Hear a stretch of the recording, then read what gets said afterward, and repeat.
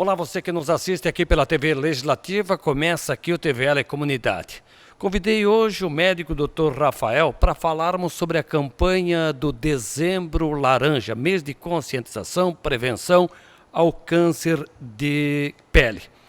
Dr. Rafael Lenzi Tarnowski, prazer tê-lo aqui conosco. O prazer é todo nosso, Minoso. Obrigado pelo convite. A Sociedade Brasileira de Dermatologia fica feliz com a oportunidade. O senhor que é presidente da Sociedade Brasileira de Dermatologia Regional aqui de Santa Catarina, né? Exato. A Sociedade Brasileira de Dermatologia tem regionais em todos os estados da federação e aqui em Santa Catarina, neste biênio, presido. Esse trabalho, ações, campanhas, especialmente o Dezembro Laranja, não é coisa de longo tempo, é recente, 2014 que começaram mesmo a efetivar a campanha? Exato. A campanha nesses moldes, ela começou a partir de 2014. Anteriormente já acontecia em forma de mutirão, mas algo muito localizado em um dia único. A partir de 2014, sob um novo foco da campanha, ela vem acontecendo ao longo de todo o mês de dezembro, veio na onda dos meses coloridos, com campanhas orientativas para a saúde, prevenção e tratamento precoce de doenças importantes na nossa sociedade. Então, doutor, as campanhas têm, por natureza, o trabalho de divulgação, de conscientização, são aquelas ações para fazer com que a sociedade, o cidadão de um modo geral, entenda da gravidade que é determinada doença, no caso aqui o câncer de pele. Agora, por falar em gravidade, estamos aí nessa pandemia, a Covid-19, no que atrapalha também essas campanhas, né? Ah, sim, certamente. Por exemplo, Minoso, muito bem colocado. De 2014 para cá, além da campanha de mídia, de divulgação, de orientação para o diagnóstico e tratamento precoces, eram realizados em todo o Brasil um dia, no primeiro sábado de dezembro, com mutirões de atendimento, onde milhares de pessoas eram atendidas e muitos casos diagnosticados e já tratados de câncer de pele importantes. Esse ano, obviamente, pela pandemia, por evitar-se aglomerações, essa campanha teve que ficar só orientativa. Então, sim, a Covid-19 vem também atrapalhar o Dezembro Laranja com relação ao seu formato de mutirão de atendimento. Bom, de qualquer modo, a Sociedade Brasileira de Dermatologia, os profissionais envolvidos, tem feito campanhas, né, principalmente enaltecendo o Dezembro Laranja, campanha na forma virtual, que é um novo modelo de comunicação, né? Perfeito. Para fazer com que essa mensagem chegue à população. Além das redes sociais, óbvio, há sites próprios para divulgação do Dezembro Laranja, com orientações importantes a respeito daquilo que precisa de atenção para um diagnóstico precoce e que vem salvando vidas realmente. Mas além das redes sociais, da mídia no geral, há também ações geograficamente colocadas, né? Por exemplo, na semana passada, o Cristo Redentor, durante uma noite, ficou vestido de laranja com os dizeres de atenção ao câncer de pele. Vários monumentos no país são iluminados na cor laranja ao longo deste mês, sempre anualmente, para que possa chamar a atenção da população daquela região e do país todo com os dizeres da campanha do câncer de pele. A propósito, é um simbolismo, né? É simples, mas eu estou aqui de caneta laranja. Excelente. Tudo é alusivo, né? Por exemplo, aqui no nosso estado, o Conselho Regional de Medicina, com sua sede em Florianópolis, grande, iluminou todo o prédio de laranja e fica este mês inteiro com essas cores. Doutor Rafael, por que da cor laranja, então, para se trabalhar essa ideia da prevenção ao câncer de pele? Perfeito. A princípio, a opção foi pelo laranja por ser uma das cores que não estava utilizada no momento da criação da campanha e para fazer alusão àquele horário de sol que é não tão nocivo à pele com relação ao surgimento de câncer de pele, que seria o amanhecer, as primeiras horas depois do amanhecer e o entardecer. Por falar nisso, as recomendações, e aí estão nos decretos governamentais, em relação, por exemplo, às condutas da população, principalmente agora nessa época do ano, começa aí, era assim todo ano, a questão do veraneio, da praia. Perfeito. Agora as recomendações para o distanciamento social, enfim, não se sabe como é que vai ser, a verdade é que é preciso cuidado. Mas, de qualquer maneira, é bom se cuidar em relação, né, a essa questão do sol, né? Seja na praia, seja na piscina, exato, seja no andar na rua. É comum os pacientes dizerem, né, quando eu vou à praia eu tenho muito cuidado e tal. Ótimo isso, excelente, mas é importante lembrar que na cidade há sol também, não só na praia, né?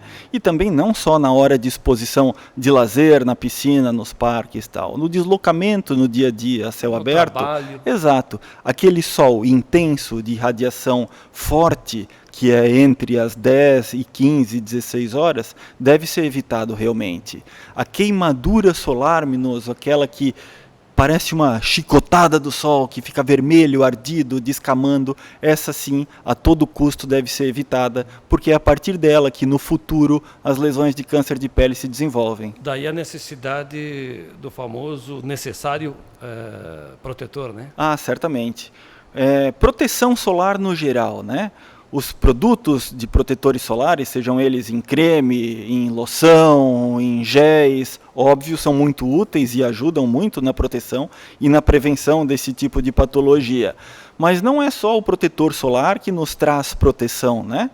Esses hábitos de bons horários, como a gente falou, roupas apropriadas para se expor ao sol quando necessário, o uso de óculos escuros, chapéu, né? Isso tudo é proteção solar. Uma manga longa, a gente percebe muito bem, por exemplo, um lavrador, um pescador que vive uma vida inteira labutando no sol, a característica dele, a caricatura é vestido de manga longa, de calça longa arregaçada, justamente para proteção solar. Aqui na nossa região, qual é o fator recomendável? Em todo o mundo há um consenso que o ideal seria partir de 30 a fotoproteção, fator 30. Né?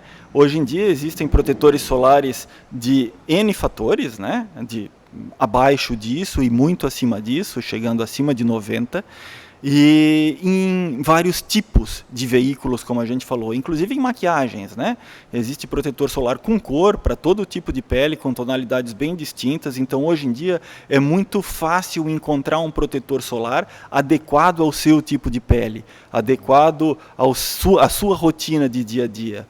Então hoje, com a tecnologia, com os produtos à disposição no mercado, com qualidade de fotoproteção, não há mais desculpa para não usá-los, né? Doutor Rafael, e aquelas receitas antigas, dos mais antigos, com perdão da redundância, eu me lembro que uma senhora um dia, por algum motivo, falou para um grupo de amigas que o melhor bronzeamento possível, isso eu estou te falando lá dos anos 80, eu era menino, eu via essa conversa, com folhas de figo, por exemplo. Sim. Já ouviu falar nessas histórias? Já. Existem algumas receitas caseiras e perigosas destas, né? Esse é um exemplo. As fitofotodermatoses, que chamamos, que são dermatoses, lesões solares causadas por vegetais, ou associado à exposição à radiação, são muito importantes. Uma delas, a mais famosa, é a queimadura do limão, né? Que quando entra em contato e não é removido completamente, faz-se uma mancha, faz uma queimadura, até bolhas. Esse tipo de receita para bronzeado é extremamente nociva para a qualidade de pele no futuro.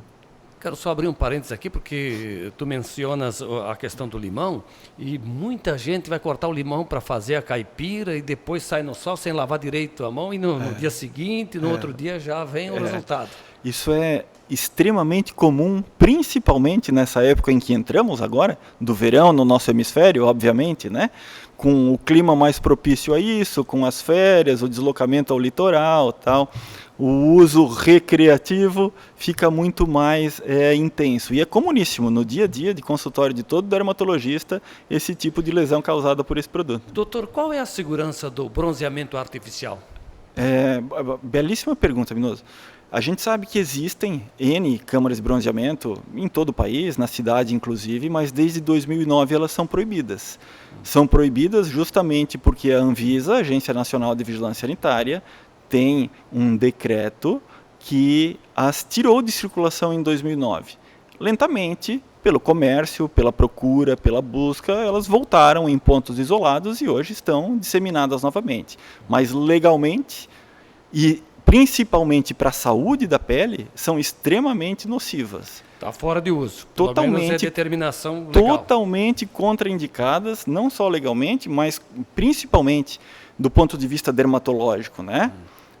São radiações que não são controladas e fazem sim lesão de pele, tanto de fotoenvelhecimento, como manchas, como câncer de pele futuro, obviamente. Pois é, o excesso em exposição solar causa envelhecimento, é um dos sintomas também. Exato. A pessoa fica velha na aparência, às vezes é porque fica muito tempo no sol, né? Perfeitamente.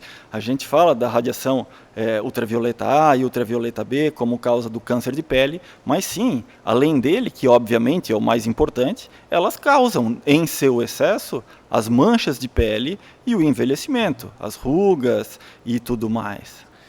Dr. Rafael Lenzi Tarnowski, médico dermatologista aqui na cidade de Blumenau. O senhor é especialista em tratamentos estéticos também, né?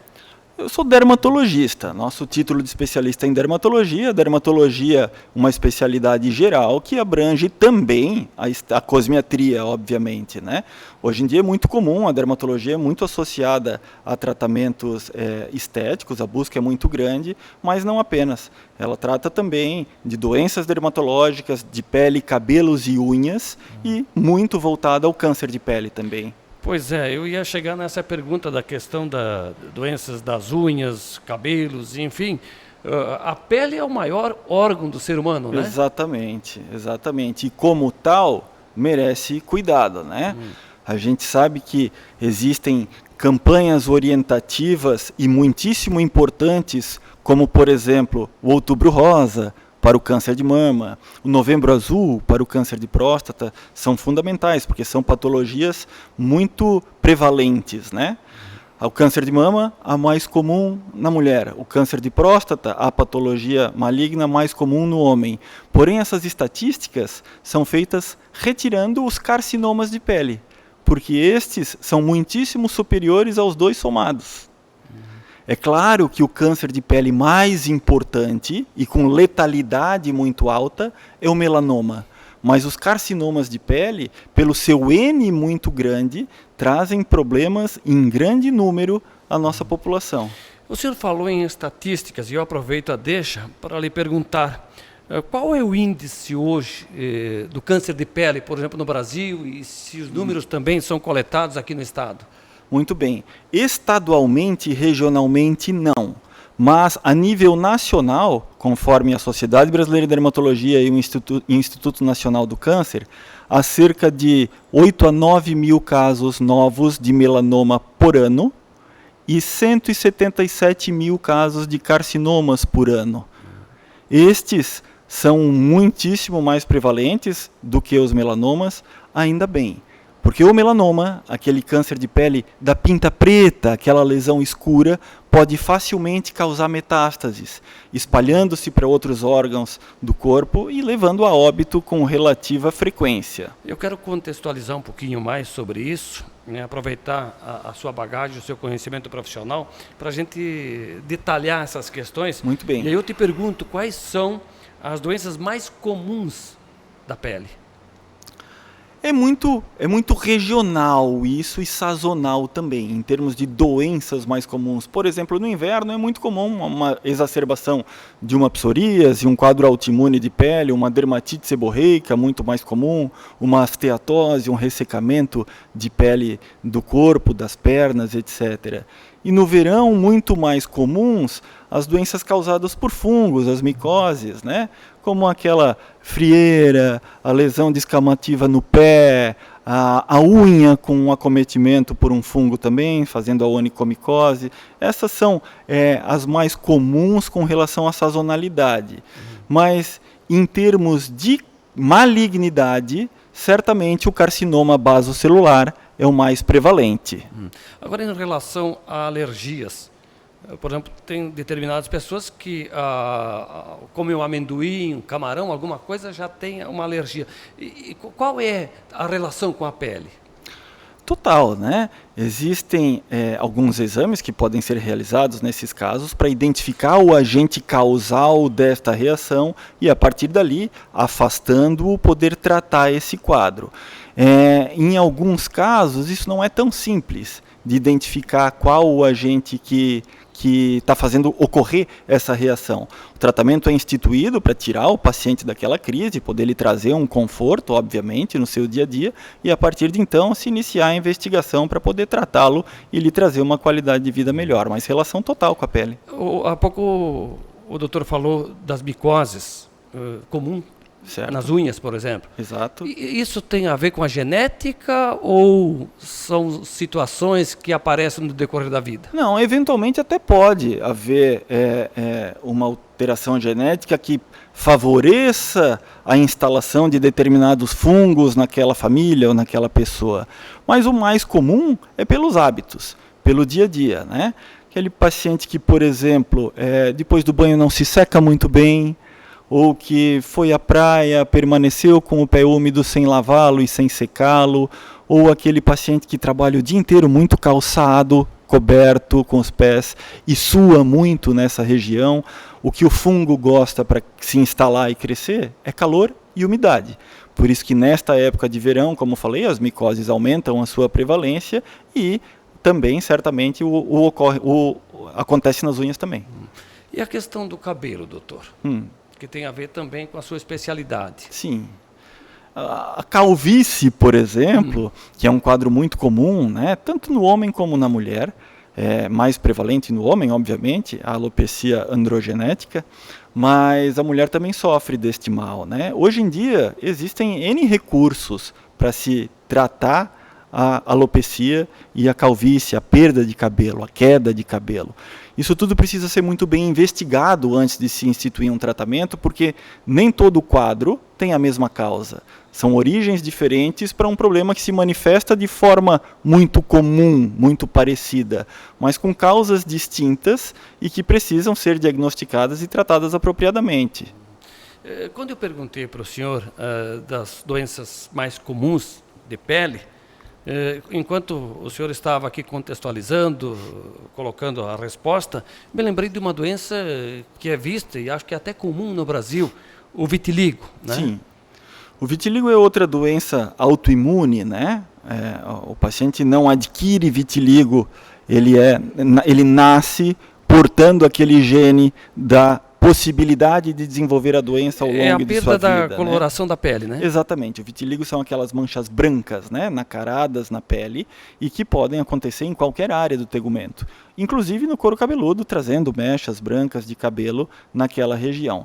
O vitiligo ainda hoje não tem cura, diferente do que eventualmente se propagandeia. Não, o vitiligo não tem cura, tem tratamentos sim, efetivos em muitos casos, N modalidades terapêuticas conforme o quadro clínico e a extensão desse vitiligo. Mas ainda assim, uma doença dermatológica sem cura. E qual é a origem? A origem é genética.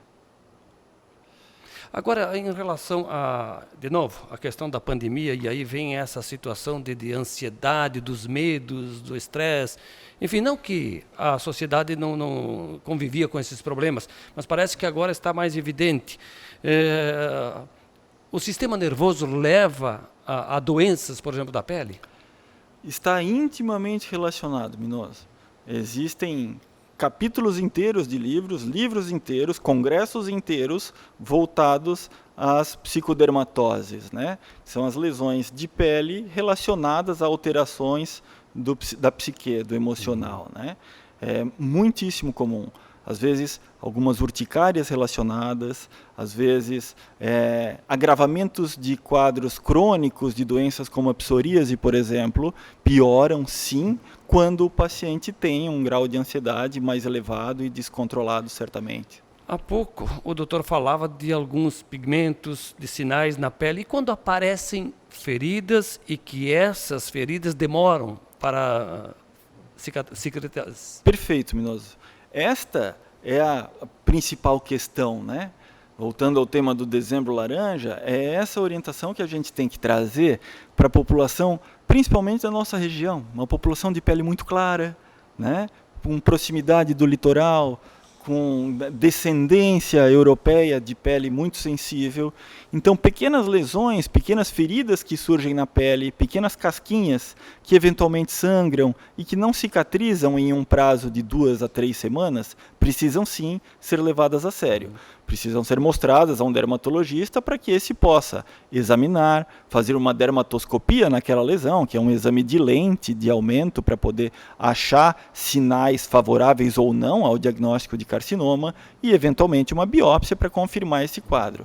Então, excelente. Lesões que não cicatrizam em 2, 3 semanas, pequenas feridas, pequenas casquinhas, devem sim ser bem consideradas e levadas ao dermatologista para um exame. Uma doença de pele, ela apresenta sintomas como dor, por exemplo? Sim, algumas delas sim. Existem algumas infecções dermatológicas, bacterianas principalmente, que levam à dor, e existem algumas doenças de pele que também têm como característica o quadro doloroso. O câncer de pele, não é uma característica marcante a dor, a não ser quando aquele tumor já está mais evoluído, já tem um acometimento de um filete nervoso, algo do gênero, e aí sim essa sensação pode acontecer. Qual é a hora que o paciente deve procurar o médico? A partir do momento que ele ficou inseguro, em dúvida em alguma lesão dermatológica que eventualmente tenha surgido ou modificado na sua pele. Por quê? Porque é normal termos, por exemplo, os sinais de pele, certo? Esses sinais são, em sua imensa maioria, completamente benignos ao longo de toda a vida. Mas aquela lesão que cresceu de tamanho, que mudou a cor, que ficou eventualmente mais escura ou com mais de uma tonalidade de cor, com mais de uma tonalidade de marrom dentro dela, ou que mudou de formato, que tem bordos mais irregulares, não é aquela lesão redondinha, bonitinha, esta deve sim ser levada em consideração e a um exame dermatológico, porque pode tratar-se de uma lesão que esteja evoluindo para um melanoma de pele. Doutor, a gente está falando aqui de sintomas, doenças, causas, né, tratamento de doenças da pele. Agora, é claro que a medicina avançou. Imagino que nós tenhamos aí remédios de ponta e também cirurgias, né? Sim. Avançadas. Certamente. Existe tudo. A indicação do tratamento vai muito do momento do diagnóstico. Por isso a campanha enfatiza, né? Por isso o Dezembro Laranja enfatiza a prevenção e o diagnóstico precoce. Porque quanto antes identificado, quanto antes diagnosticado um câncer de pele, mais fácil o seu tratamento. Mais de 90% deles são curáveis. E se há uma vantagem em um carcinoma de pele frente a um outro tipo de carcinoma de outro órgão, é que este pode ser visível, né? Por estar na pele. Então, não se perde tempo para mostrar a lesão dermatológica para que possa ser tratada apropriadamente. Sim, existem N drogas hoje em dia voltadas ao tratamento do câncer de pele, assim como técnicas cirúrgicas mais apropriadas e mais indicadas para determinados tipos de carcinoma e locais também. Locais de áreas nobres, como por exemplo na face, nas pálpebras, no nariz, nas orelhas, há técnicas distintas para cirurgias nestes locais. E quais são os tumores que podem ser retirados com a cirurgia? Todos eles podem, todos eles devem ser removidos com a cirurgia, desde que seja factível. Por isso, do momento adequado do diagnóstico novamente, para que possa ser introduzida a terapia apropriada. Tanto os carcinomas basocelulares, como os carcinomas espinocelulares, como o melanoma, têm indicação cirúrgica para remoção. Há exceções em cada caso, em que os tratamentos podem ser associados a medicações, ou a radioterapia, ou alguma quimioterapia tópica para tratamentos, mas a cirurgia é ainda o carro-chefe para o tratamento dos carcinomas e dos melanomas de pele. Numa consulta comum, de rotina, independente da especialidade do profissional médico, sempre aquelas recomendações de não fumar, praticar exercícios físicos, se alimentar bem. A dica vale na tua área também? Certamente. O estado geral do paciente é o mais importante, óbvio, né? Saúde em todas as suas características. Mas na dermatologia, claro, além disso, das orientações comuns, cabíveis a todas as especialidades, entra, sem dúvida alguma, a mais importante, que seria a fotoproteção, o cuidado com a radiação excessiva. uma boa alimentação ajuda a manter a pele saudável? Sim, certamente. Ela ajuda em tudo, inclusive na pele. A ingestão de água, líquidos. A hidratação é importantíssima, não só no verão, ao longo de todo o ano a hidratação é importantíssima. Doutor, estamos sobre a hora para fechar. Qual é a mensagem médica de prevenção, de cuidado para que a pele seja esse órgão saudável, esteticamente apresentável? Muito bem. A mensagem principal é atenção. Atenção. Não subestime alterações que aconteceram na sua pele. Não subestime sinais ou pequenas feridas que surjam na sua pele. Procure um profissional capacitado, um dermatologista habituado a atender esse tipo de lesão, para que possa ter o diagnóstico no momento certo e o tratamento corretamente instituído. No dia a dia, é interessante que crie-se o hábito, como há, por exemplo, o autoexame das mamas. É importante que se faça um exame da pele, que a família se olhe, se examine uma vez no mês, para que possa ver na pele do corpo se surgiu alguma lesão que antes não existia. Essa deve ser mostrada ao dermatologista se acontecer. Doutor, muito obrigado. Não por isso, eu agradeço, Minoso. Rafael Lenzi Tarnowski. Ele é médico dermatologista aqui na cidade de Blumenau, conversou conosco aqui no TVL Comunidade, especialmente sobre o Dezembro Laranja, mês de conscientização, de prevenção ao câncer de pele. E assim, amigos e amigas, estamos aqui concluindo mais uma edição do TVL Comunidade. A todos um grande abraço e até a próxima.